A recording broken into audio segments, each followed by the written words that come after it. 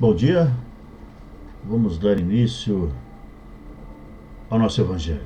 Mais uma vez, temos aqui o nosso livro, dando continuidade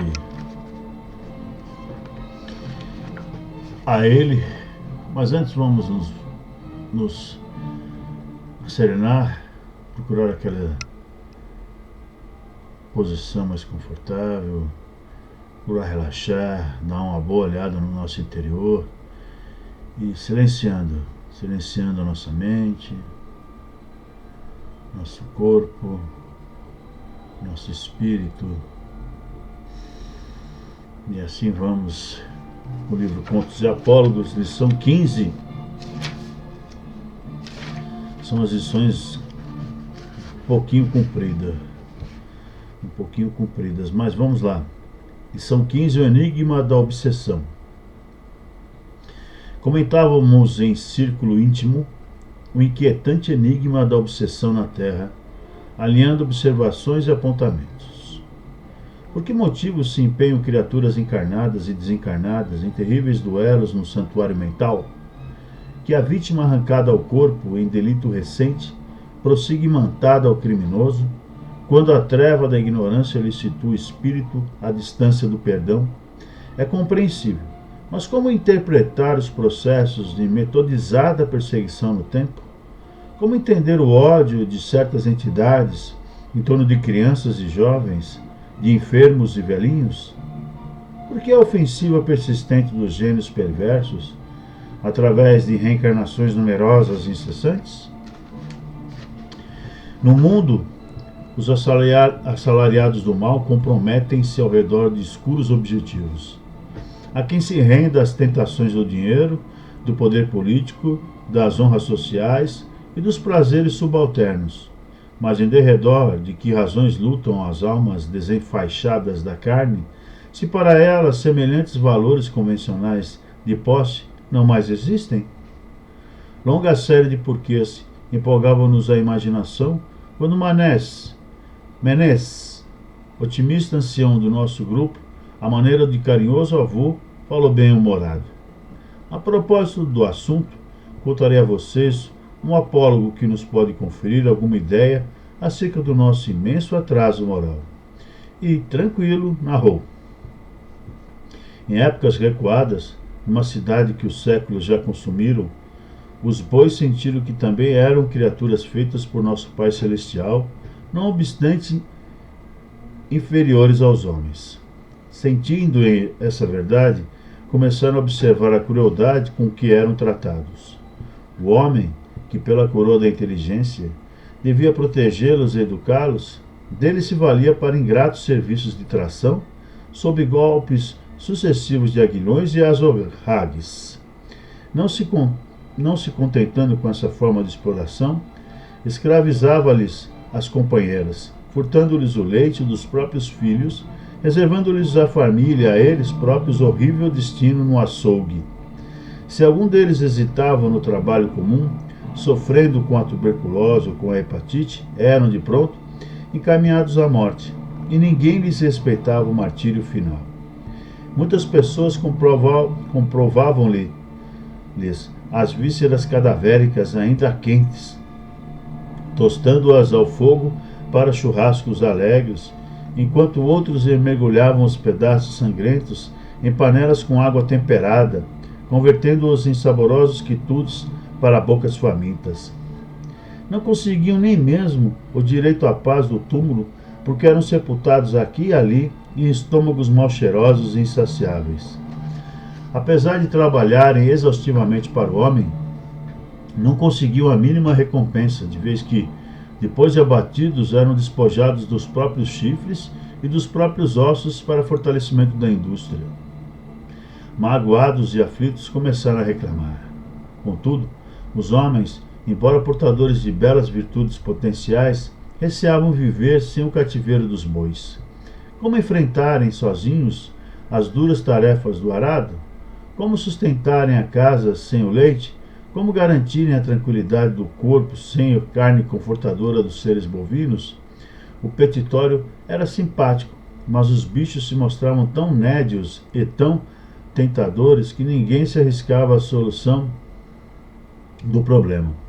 Depois de numerosas súplicas sem resposta, as vítimas da voracidade humana recorreram aos juízes. Entretanto, os magistrados igualmente cultivavam a paixão do bife e do chouriço e não sabiam servir a justiça sem as utilidades do leite e do couro dos animais.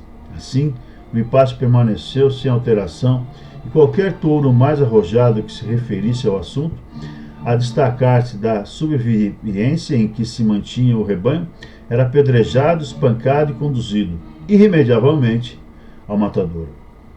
O venerável amigo fez longa pausa e acrescentou: essa é a luta muito secular entre encarnados e desencarnados que se devotam ao vampirismo.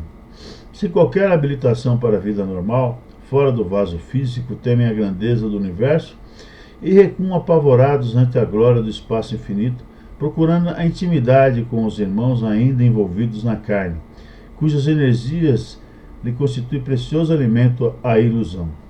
É desse modo que as enfermidades do corpo e da alma se espalham nos mais diversos climas. Os homens que se julgam distantes da harmonia orgânica, sem o sacrifício dos animais, são defrontados por gênios invisíveis que se acreditam incapazes de viver sem o concurso deles. O enigma da obsessão, no fundo, é problema educativo. Quando o homem cumprir em si mesmo as leis superiores da bondade, a que teoricamente se afeiçoa, deixará de ser um flagelo para a natureza, convertendo-se num exemplo de sublimação para as entidades inferiores que o procuram. Então, a consciência particular inflamar-se-á na luz da consciência cósmica e os tristes espetáculos da obsessão recíproca desaparecerão da Terra. Até lá, concluiu sorrindo, reclamar contra a situação dos espíritos delinquentes, conservando em si mesmo qualidades talvez piores que as deles, é arriscar-se, como os bois, à desilusão e ao espancamento. O ímã que atrai o ferro não atrai a luz. Quem devora os animais, incorporando-lhes as propriedades ao patrimônio orgânico, deve ser a apetitosa presa dos seres que se animalizam. Os semelhantes procuram semelhantes, esta é a lei. Afastou-se Menes com a serenidade sorridente dos sábios, e na nossa assembleia, Dante excitada e falastrona, calou-se de repente, a fim de pensar. Muito bem, Menes. Muito boa mensagem, que trata da realidade da gente, os grandes problemas sociais, problema de relacionamento. A obsessão, ela vem, você vê, pela ignorância, pela falta de racionalidade e pela falta de misericórdia, falta de perdão, de entendimento, de tolerância. Então, essa história aí da obsessão que permanece depois da morte está ligada à falta de perdão, ao entendimento, né, da justiça de Deus. Quando nós tomamos pé de que essa justiça cabe a Deus e aos espíritos responsáveis por ela, por terem grande sabedoria, a gente confiar nessa justiça, aí nós iremos ter mais paz no coração, mais sossego. Então essa história de a gente olhar a trave no olho do próximo, ou a argueiro no olho do próximo e a trave no nosso olho, a gente desconsiderar, ainda faz parte do nosso dia a dia. Agora, quanto aos nossos hábitos, né, obsessivos, quanto a uma série de coisas, nossa alimentação, como foi falado aí do boi, ele é ainda reflexo da nossa evolução, do nosso estado ainda moral, evolutivo, nosso estado mental. A gente, hoje em dia, não tem tanta mais necessidade de comer proteína animal. Eu acho que não. A gente podia, inclusive, pensar no impacto da criação, né, dos rebanhos que crescem cada dia mais no meio ambiente, um impacto muito grande pela quantidade de água, de alimento e de terreno, de pasto que esses bichos precisam para terem uma vida, causando assim um impacto considerável, considerável mesmo. Então no futuro a gente vai ter que mudar nossa dieta, mas isso virá quando nós avançarmos na nossa moral, na nossa inteligência, quando começarmos a pensar melhor sobre a nossa vida, sobre as coisas, sobre o mundo, né? E aí naturalmente a gente vai ter uma vida mais equilibrada, mais iluminada. Então assim a gente agradece a mensagem aí mais uma mensagem do livro Contos e Apólogos do Irmão X, psicografia do nosso querido Chico Xavier. Então a gente agradece e vamos em frente com o nosso Evangelho, nos ligando agora com o nosso mentor, nossos mentores, guias e protetores, com o nosso anjo da guarda, com o Pai Francisco, Mãe Maria, Jesus, com Deus Criador. E assim vamos nos unindo nesta manhã para o nosso fortalecimento. Possamos sentir essa energia o dia inteiro, essa luz, essa ligação. E assim com a prece vamos nos unindo. Vamos nos unindo. Pai nosso que estais nos céus, santificado seja o vosso nome. Venha a nós o vosso reino, seja feita a vossa vontade, assim na terra como nos céus. O pão nosso de cada dia nos dai hoje, Senhor. Perdoa nossas dívidas, assim como perdoamos aos nossos devedores. E não nos deixe, Pai, cair em tentação, mas antes nos livre de todo mal. Pois são teus o reino, o poder e a glória para todos sempre. Que assim seja, graças a Deus. Agora vamos à leitura do Evangelho.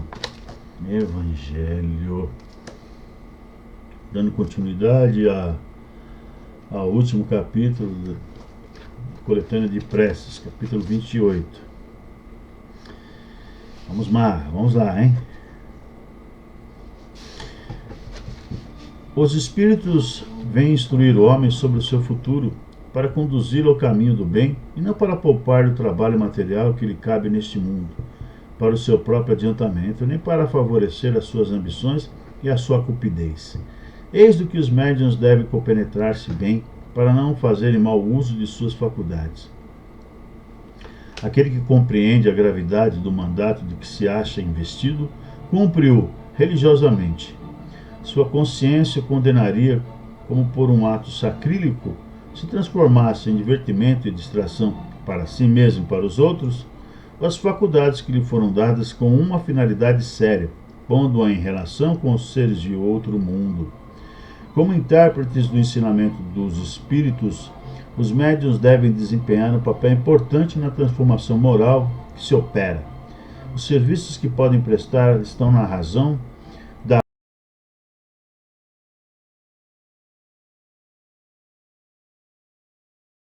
do que úteis à causa do espiritismo. Pelas más impressões que produzem, retardam mais de uma conversão. Eis porque terão de prestar contas do uso que fizeram das faculdades que lhes foram dadas para o bem dos seus semelhantes. Então aqui,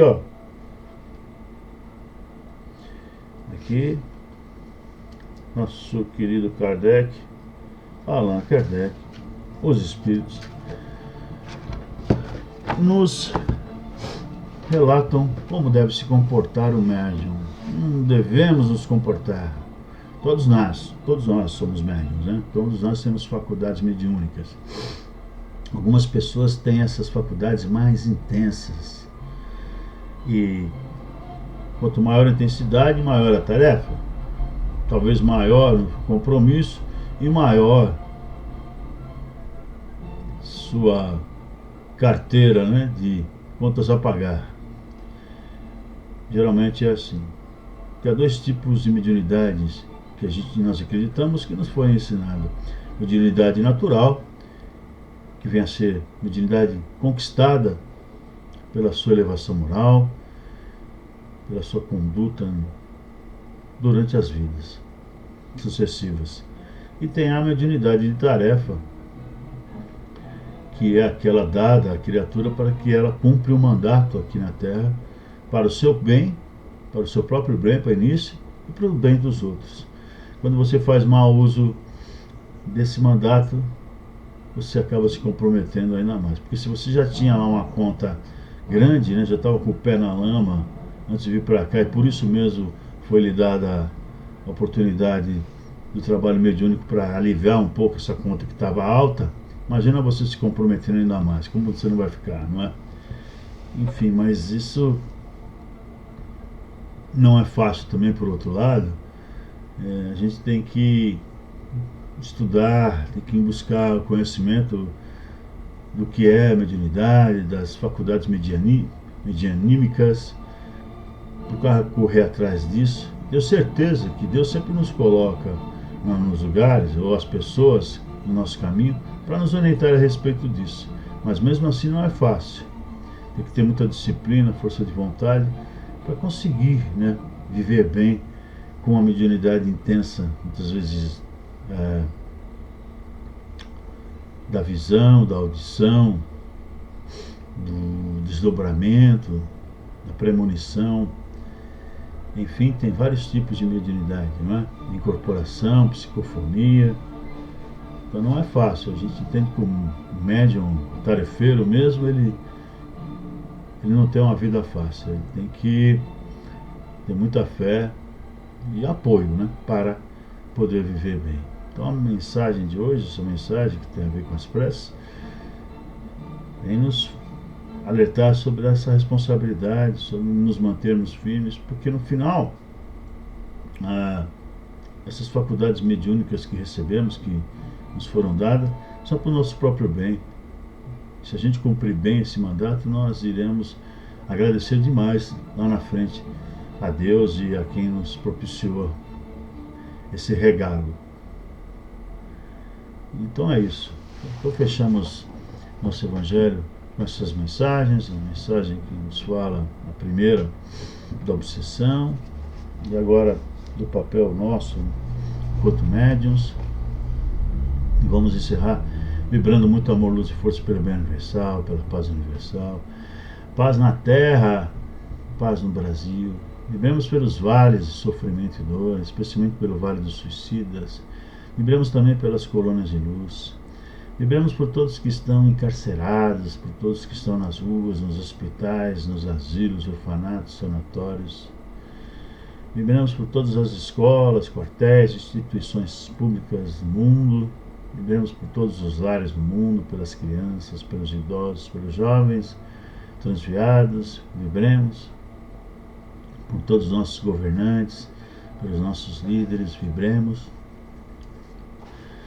assim para que haja cada vez mais paz no nosso Brasil querido, tenhamos mais entendimento,